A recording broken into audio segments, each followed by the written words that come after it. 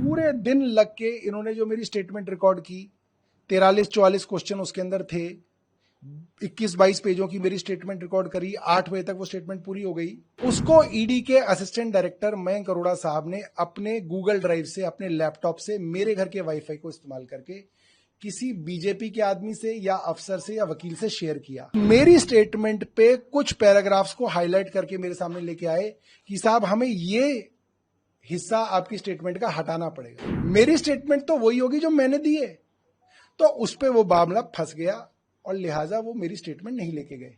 भाई अगर मेरे लिए काम करते तो 20 घंटे में ये सिर्फ एक एफिडेविट लेके गए मेरे घर से, और ये एफिडेविट मैंने ही दिया इनको, इलेक्शन कमीशन में जो मैंने एफिडेविट दे रखा है।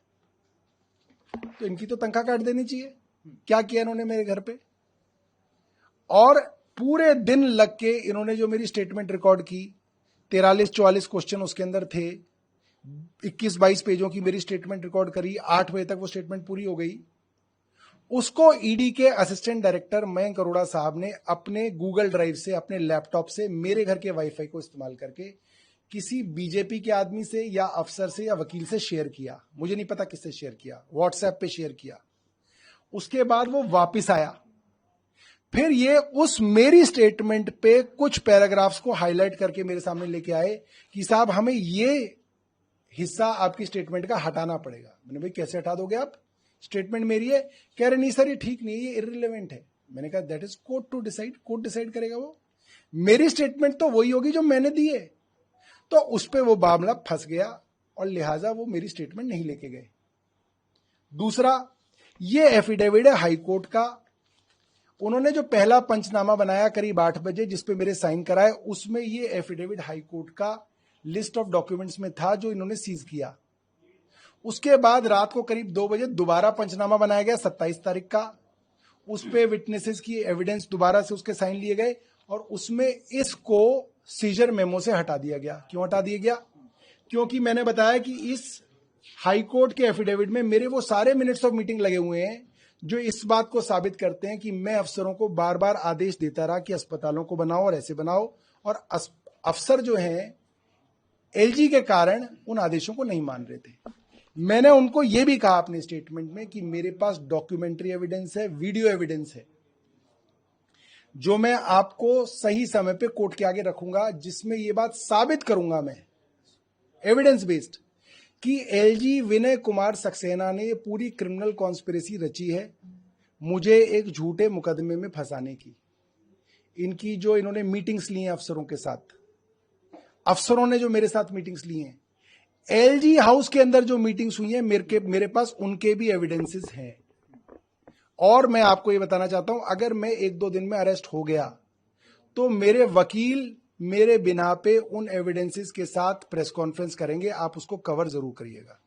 प्रेस कॉन्फ्रेंस दूसरी एक चीज और, ये जो प्रिंटर है मेरा और असिस्टेंट डायरेक्टर मयंक अरोड़ा साहब का जो लैपटॉप है, उसको सीज करना चाहिए, तुरंत सीज करा जाना चाहिए, क्योंकि उसमें फॉरेंसिक एविडेंस है कि मेरी स्टेटमेंट उसमें रिकॉर्ड हुई। उसके बाद वो स्टेटमेंट एडिट हुई, एडिट होने से पहले वो किसी अफसर के या किसी बीजेपी के आदमी के साथ शेयर हुई, गूगल ड्राइव और व्हाट्सएप के माध्यम से शेयर हुई। ये सब एविडेंस उनके लैपटॉप में मौजूद है और मुझे डर है वो उस एविडेंस को डिस्ट्रॉय करेंगे, ईडी उस एविडेंस को डिस्ट्रॉय करेगी।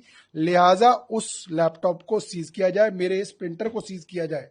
इसमें भी एविडेंस है कि क्या क्या चीजें इन्होंने इस प्रिंटर से प्रिंट करी और फिर सेजर मेमो में और स्टेटमेंट में उसको नहीं रखा।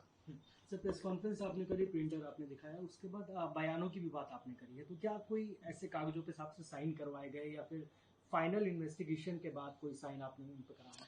देखिए ऐसा है, उनको ले दे के 2 डॉक्यूमेंट मिले। एक मेरा इलेक्शन कमीशन को दिया हुआ एफिडेविट है जो इलेक्शन कमीशन की वेबसाइट पे पड़ा हुआ है, पब्लिक डॉक्यूमेंट है। दूसरा, हाई कोर्ट के अंदर हेल्थ डिपार्टमेंट ने एक एफिडेविट दिया था, ये भी एक पब्लिक डॉक्यूमेंट है। ये 2 डॉक्यूमेंट उन्होंने लिए और इन डॉक्यूमेंट्स पे मेरे से पहले पेज से 20 पेज तक, इस पे 1 पेज से लेकर 89 पेज तक साइन कराए। वो साइन 26 तारीख के हैं, क्योंकि वो करीब 8 साढ़े 7 बजे साइन कराए गए। मगर फिर रात को 2 बज गए, 27 तारीख हो गई। अगर कोई चीज सीजर होती है तो 27 तारीख में वो सीजर होना चाहिए, निकलते वक्त आप उस पर साइन कराते हो।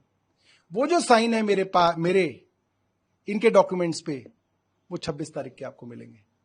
और फिर दोबारा पंचनामा बनवाया गया, जिस पंचनामे में इस हाईकोर्ट के एफिडेविट को हटाया गया, क्योंकि इसके अंदर जो इंग्रेडिएंट है वो मेरे केस को मजबूत करते हैं और इनके केस को कमजोर करते हैं। इसलिए मेरी स्टेटमेंट को भी हटा दिया गया, क्योंकि उस स्टेटमेंट में इसके अंदर जो मिनट्स ऑफ मीटिंग है उसका जिक्र है। सर आपने प्रेस कॉन्फ्रेंस करी